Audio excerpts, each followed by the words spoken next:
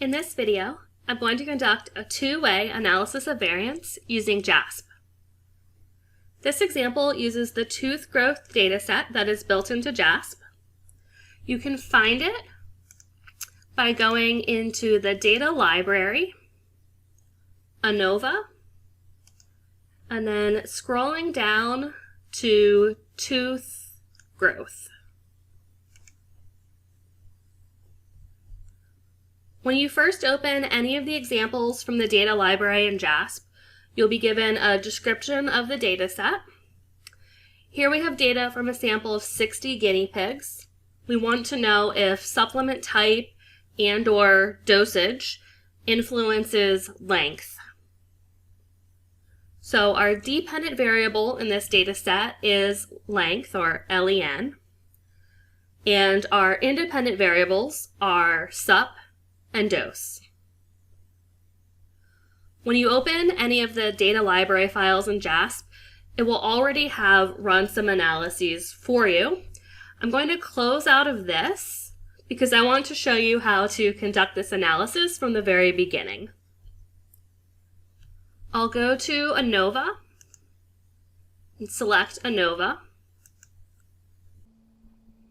This should look familiar because this is where we were last week when we conducted a one-way ANOVA.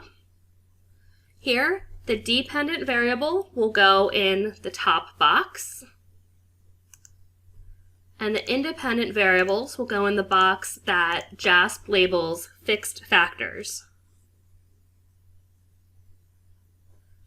Now in the output, we have our basic ANOVA source table. In addition to this, I want to select a measure of effect size. For one-way ANOVA, we used eta squared. For two-way ANOVA, we're going to use partial eta squared. When interpreting a two-way ANOVA, we start with the interaction effect, because if there's a statistically significant interaction, that could impact how we interpret the main effects.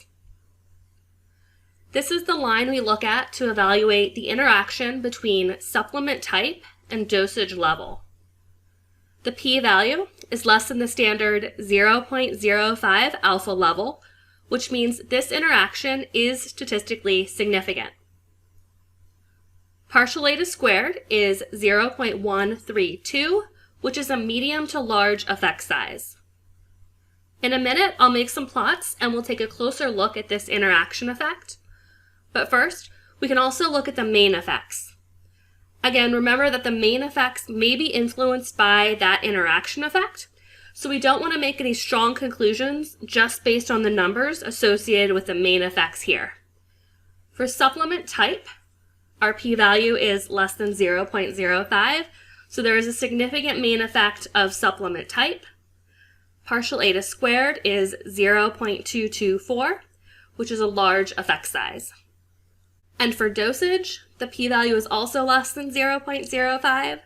There is a significant main effect for dosage. Partial eta squared is 0.773, which is very large. Next, let's make a descriptive plot so we can visualize these interaction and main effects. Under descriptive plots, I'll put supplement on the horizontal axis and dose as separate lines.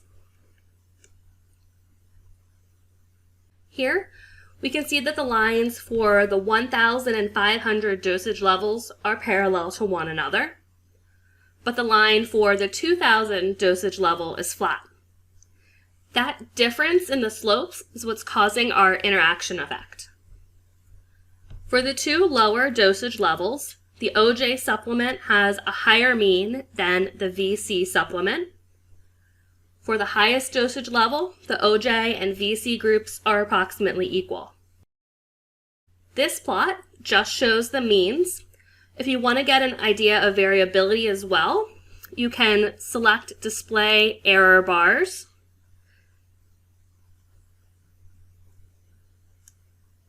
This will show us the 95% confidence intervals. It can give you an idea of how much the confidence intervals overlap. Next, let's look at some numbers. Under marginal means, I'll select both main effects and the interaction effect. This gives us 3 tables. The first gives us the means for the OJ supplement and VC supplement, ignoring dosage levels.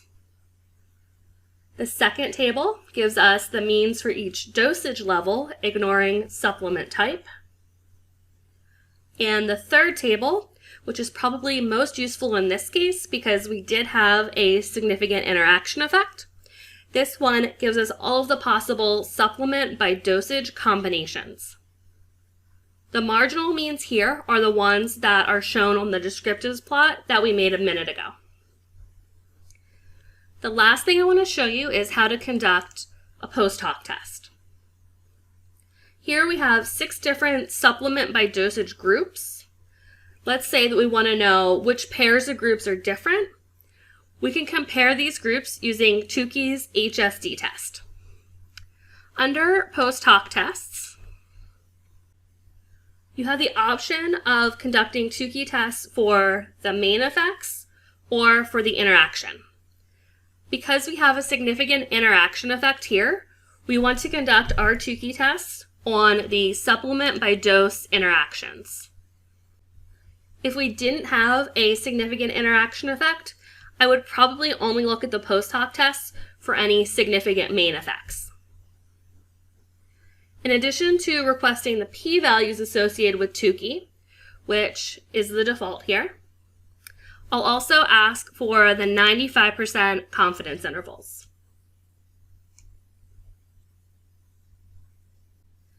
To determine which pairs are significantly different, we look down the p-value column. Any p-values less than or equal to 0.05 are statistically significant. In this case, we have many statistically significant pairwise comparisons. Everything that is highlighted here is statistically significant. These are groups that do have different means in the populations. If you go back to Canvas now, I'll have an example there of how to write up these results in APA format.